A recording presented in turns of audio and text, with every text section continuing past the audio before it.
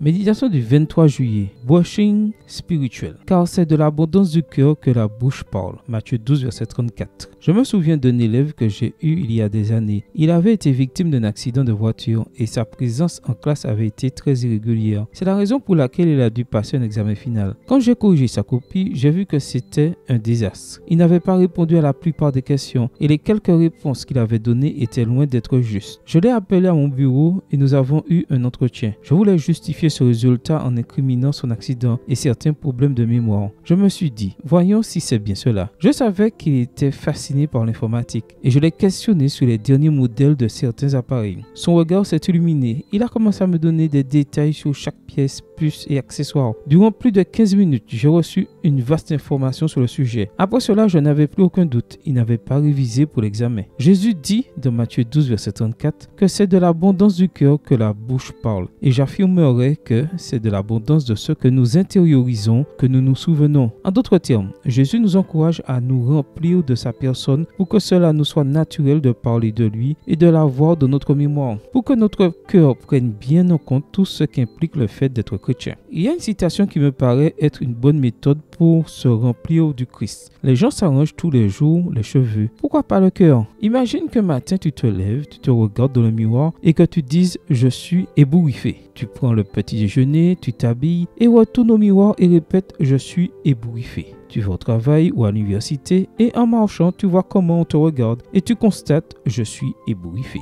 Tu entres dans la classe ou dans l'usine et on t'observe plus que d'habitude. Tu te dis « Je suis ébouriffé ». Qu'est-ce qui ne va pas? Je ne crois pas que ce soit ton peigne. C'est toi. Reconnais-le. Il faut t'arranger les cheveux, mais aussi ton cœur. Peut-être devrais-tu aller chez un bon coiffeur. Il n'y a personne comme Jésus pour couper les difficultés, faire un brushing aux problèmes ou friser les bénédictions jusqu'à ce que, pendant de longues boucles de gratitude.